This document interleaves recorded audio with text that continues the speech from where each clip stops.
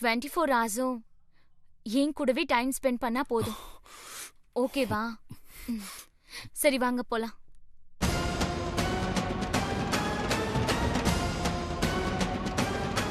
தாரா please, உனக்கு எப்படி சொல்லி புரிய வைக்கிறதுன்னு எனக்கு தெரியல.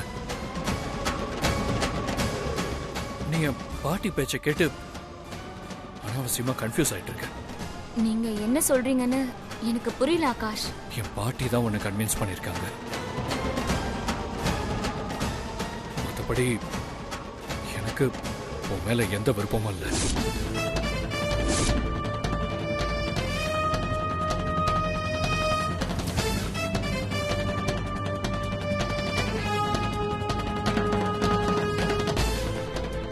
ஆகாஷ், நீங்க சொல்றது எனக்கு இன்னும் புரியல. தயவு செஞ்சு கொஞ்சம் புரியுற மாதிரி சொல்லுங்க. லுக் தாரா, இந்த ஜென்மத்துல எனக்கு வைஃப்னா ஆகாஷ்,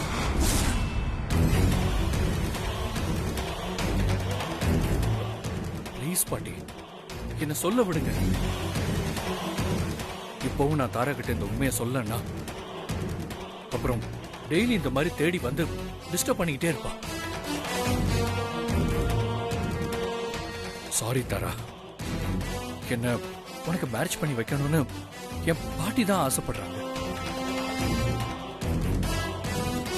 எனக்கு உன் மேல அப்படி எந்த ஆசையும் இல்லை.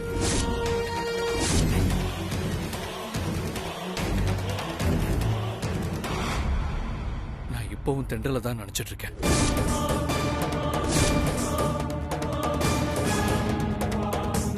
தென்றல் இல்லைன்னா என்னால எப்பவுமே இருக்க முடியாது.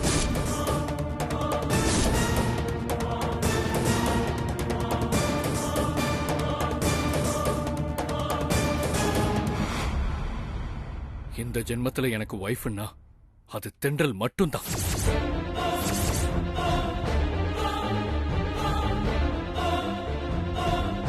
தென்றல் இருக்கிற இடத்துல ஒன்ன மட்டும் இல்ல, வேற யாரையும் என்னால யோசிச்சு கூட பார்க்க முடியாது.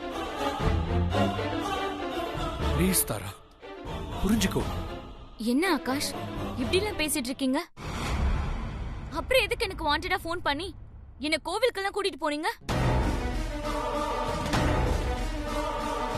சொல்லுங்க ஆகாஷ், என்ன மேரேஜ் பண்ணிக்க விருப்பம் இல்லாமலா என்ன ஆசையா கோயிலுக்கு கூட்டிட்டு போனீங்க?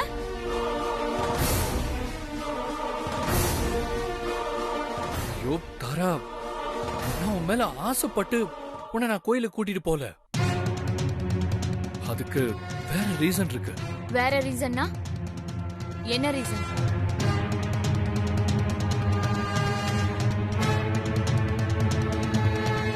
சொல்லுங்க ஆகாஷ், என்ன ரீசன்? தென்றல நேராவே பார்த்து அவன் மனசுல இருக்கிற பொசசிவ்னஸ் தூண்டி விடுறதுக்காக. புரியல. தென்றல் என் மேல ரொம்ப கோவமா இருக்கா. அவளை எப்படி சமாதானப்படுத்துறதுன்னு எனக்கு தெரியல. அதான் அவ பார்வையில படுற மாதிரி நான் உன்கிட்ட க்ளோஸா சிரிச்சு பேசி அவளை வெறுப்பேத்துனா பொசசிவ்னஸ்ல அவ என்கிட்ட வந்து சண்டை போட்டு சமாதானம் ஆயிடுவான்னு எதிர்பார்த்தேன். அதனாலதான் என்ன அவங்க இருக்கிற கோயிலுக்கு கூட்டிட்டு போயிருக்கீங்க. ஆமா, எவளையும் சமாதானப்படுத்துறதுக்கு என்ன ஏமாத்தி கோயிலுக்கு கூட்டிட்டு போயிருக்கீங்கல்ல? என்ன ஆகாஷ், என்ன உங்க வீட்டு நாய்க்குட்டி நினைச்சிட்டீங்களா? உங்க இஷ்டத்துக்கு என்ன வச்சு இப்படி விளையாடி இருக்கீங்க. ப்ளீஸ் தாரா, நான் உன்னை அப்படி யூஸ் பண்ணது தப்புதான். அதுக்காக நான் சாரி கேட்டுக்கிறேன். சாரி. இங்க பாரு, நான் உன்னை எப்பவுமே கல்யாணம் பண்ணிக்க மாட்டேன்.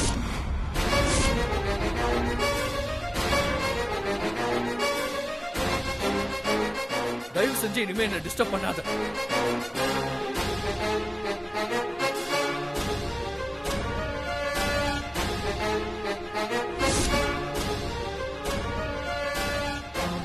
என்ன பாட்டி, உங்க பேரை என்னென்னமோ சொல்லிட்டு போறாரு. நீங்களும் அமைதியா நின்னு வேடிக்கை பார்த்துட்டு இருக்கீங்க. என்ன இதெல்லாம்? இல்லம்மா, அவ ஏதோ ஒரு கோவத்துல. இங்க பாருங்க, நான் ஒண்ணு அந்த தென்றல் கிடையாது. விஸ்வநாத்தோட பொண்ணு தாரா. என்ன அனாவசியமா ஏமாத்தணும்னு நினைச்சீங்க, அப்புறம் நான் மனுஷியாவே இருக்க மாட்டேன்.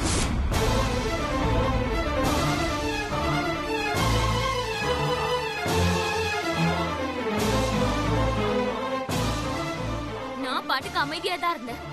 நீங்க தான் வாண்டடா ரெண்டாவது முறையா எங்க வீட்டுக்கு வந்து என்ன உங்க பேரனுக்கு பொண்ணு கேட்டீங்க. அது மட்டும் இல்ல, என்ன உங்க பேரனுக்கு கட்டி வைக்கிறேன்னு என்கிட்ட சத்தியம் பண்ணிருக்கீங்க. அந்த சத்தியத்தை மட்டும் காப்பாத்தல, மத்த பொண்ணுங்க மாதிரி நான் ஒன்னும் சூசைட் பண்ணிட்டு சாவ மாட்டேன். துப்பாக்கி எடுத்துட்டு வந்து உங்களை மட்டும் இல்ல, உங்க பேரனையும் ஷூட் பண்ணிட்டு போய்கிட்டே இருப்பேன்.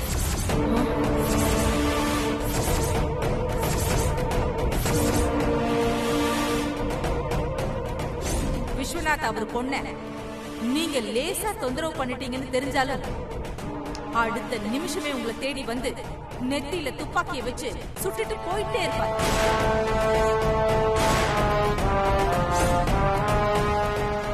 நீங்க என்ன பண்ணுவீங்களோ ஏது பண்ணுவீங்களோ எனக்கு தெரியாது. எவ்வளவு சீக்கிரம் முடியுமோ அவ்வளவு சீக்கிரமா உங்க பேரை மனசுல இருந்து அந்த தென்றலோட பேரை மொத்தமா அழிச்சிட்டு என்ன கல்யாணம் பண்ணிக்க உங்க பேரனை சம்மதிக்க வைக்கணும். இல்லன்னு வைங்க, முதல்ல அந்த தென்றல் கதையை முடிச்சிருவேன்.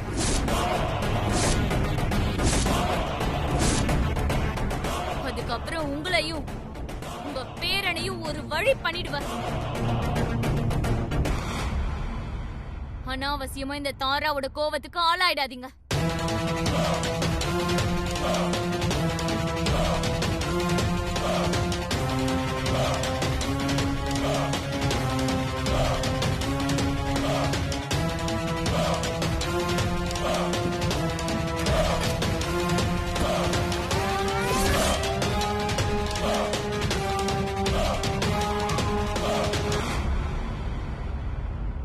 டேய் ஆகாஷ், உன் மனசுல நீ என்னடா நினைச்சுக்கிட்டு இருக்க? எதுக்காகடா தாரா கிட்ட இப்படி எல்லாம் சொன்ன? அவ எப்படி எல்லாம் என்ன மிரட்டிட்டு போயிருக்கான்னு தெரியுமா? இவ்வளவு பிரச்சனைக்கும் நீங்க தான் பாட்டி காரணம்.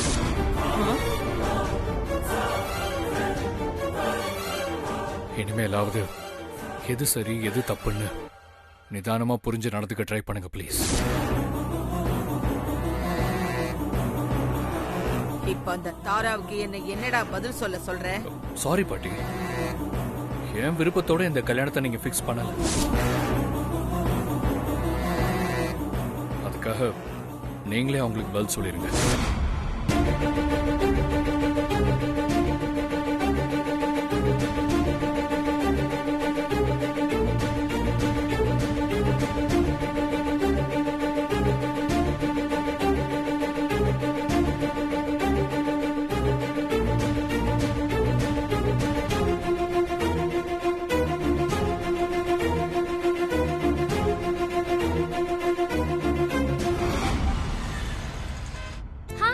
வணக்கம், இது 92.7 பிக் எஃப்எம் டாப் 100 கலக்கல் ஹிட்ஸ் மாத்தி யோசை லைஃப் ஈஸி.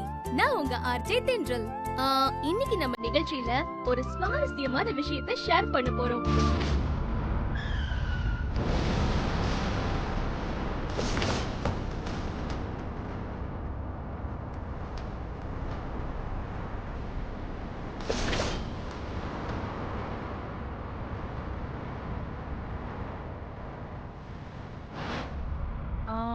அந்த ப்ரோகிராம் ரெடி பண்ணுமே. என்னடா பண்ணிட்டு இருக்க என் பியூட்டி?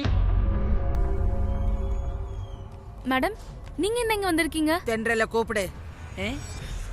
பாட்டி அவங்க ப்ரோகிராம்ல இருக்காங்க மேடம். ஒரு half an hour வெயிட் பண்ணுங்க மேடம். ஷோ முடிஞ்சோனே கூப்பிடுறேன். ஏய், அவளுக்காக நான் என்ன வெயிட் பண்றது? போய் கூப்பிடு.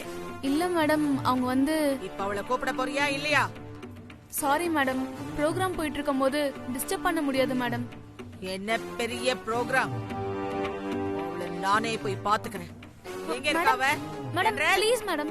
தென்றல் மேடம் எங்கடி இருக்க? அம்மா என்னாச்சுமா? ஏன் இவ்ளோ அவசரமா தென்றலை தேடி வந்திருக்கீங்க? கொஞ்சம் வெயிட் பண்ணுங்க, ப்ரோக்ராம் முடிஞ்சோடனே நானே அவளை கூட்டிட்டு வரேன். ஆமா பாட்டி, சொன்னா கேளுங்க, உள்ள ப்ரோக்ராம் போயிட்டு இருக்கு, நீங்க போக கூடாது. ஏய் தென்றல், என்னடா அது? வாடா. அம்மா ப்ளீஸ் ஒரு நிமிஷம் மேகி, இல்லங்க. வேணாம் விடு. ஏய் உள்ள போய் ஏதோ பிரச்சனை பண்ண போறாங்கடா.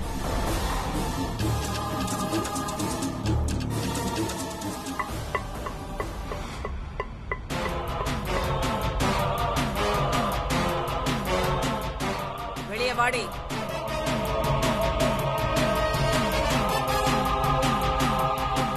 வாடி வெளியே. நீ வரலன்னா நான் உள்ள வந்துடுவேன். ஓகே, நம்ம செல்வம் சொன்ன ஸ்கூல் டேஸ்ல ரொம்ப சூப்பரா இருந்ததுல்ல? சரி, அடுத்த காலரை அட்டென்ட் பண்றதுக்கு முன்னாடி ஒரு நல்ல சாங் ஒன்னு கேட்கலாம்.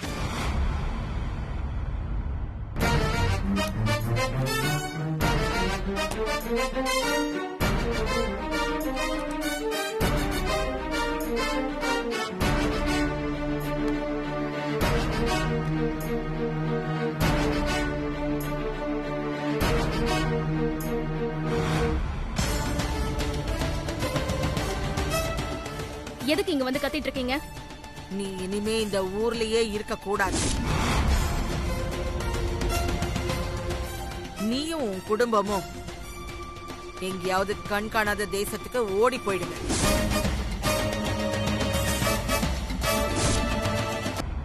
என்ன உளறீங்க?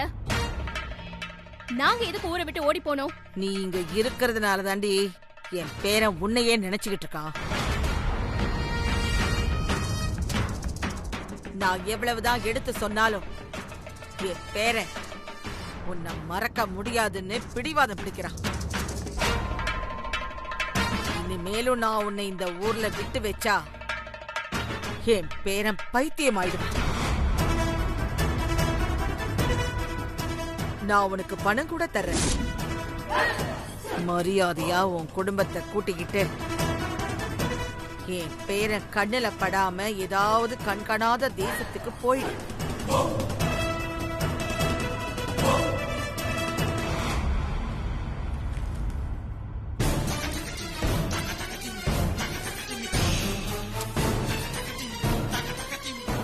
இந்தா பிளாங்க் செக்.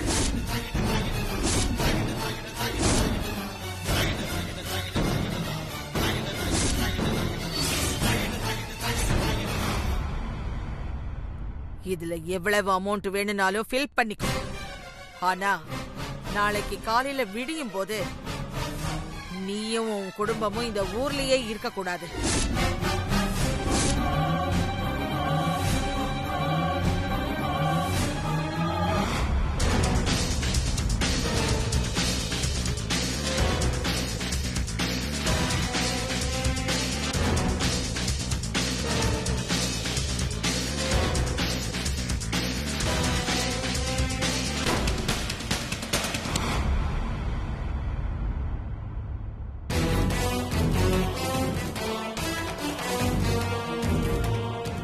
பெண் கொடுங்க.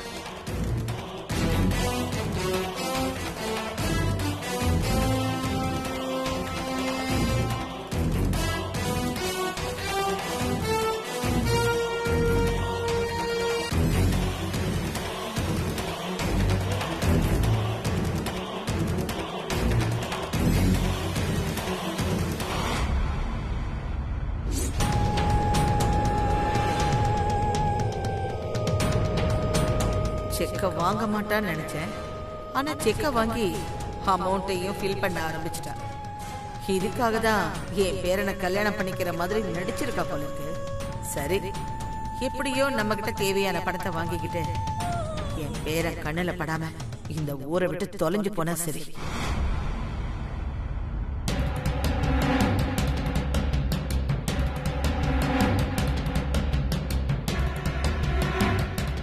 ஒரு லட்சம், இதெல்லாம் எனக்கு ஒரு காசா? எடுத்துக்க எடுத்துக்க.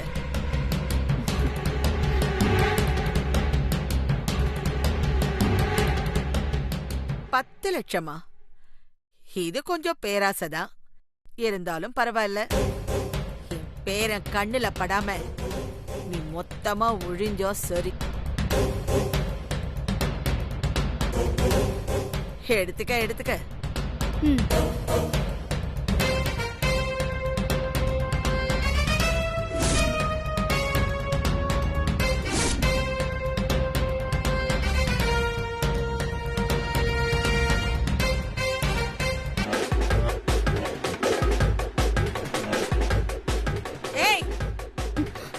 என்னடி நீ பாட்டுக்கு சைபரா போட்டுக்கிட்டே போற?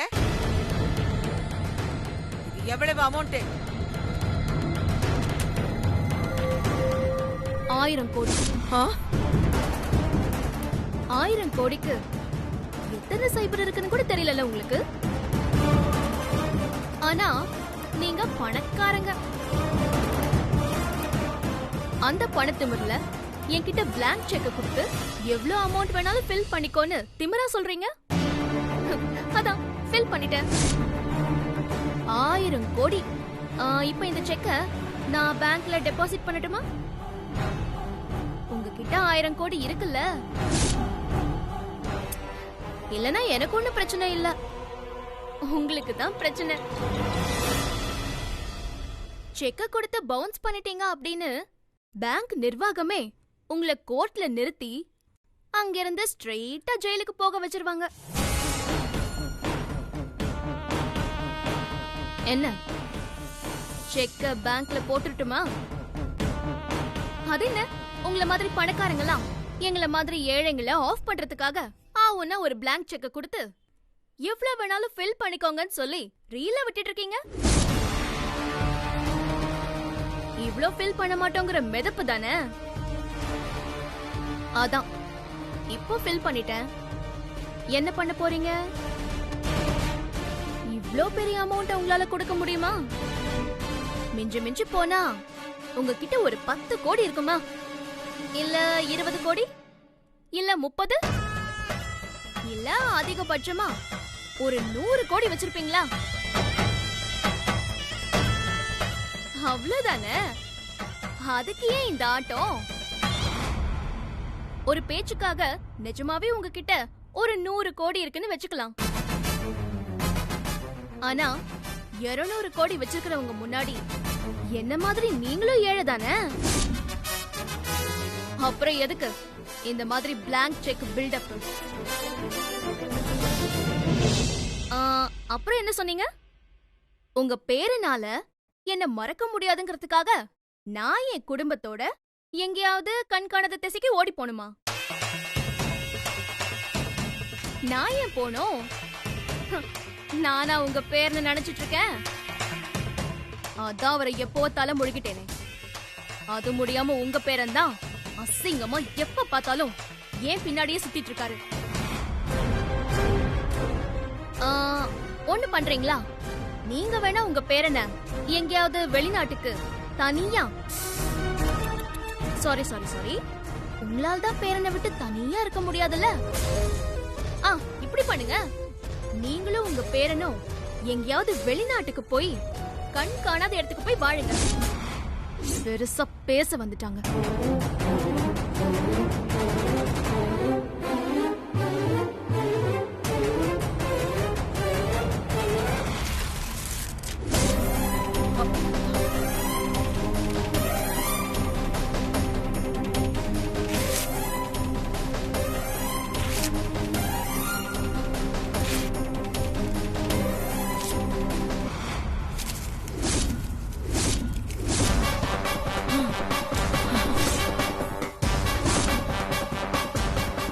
இருந்து போயிடுங்க, இல்ல மரியாதை கெட்டுடு.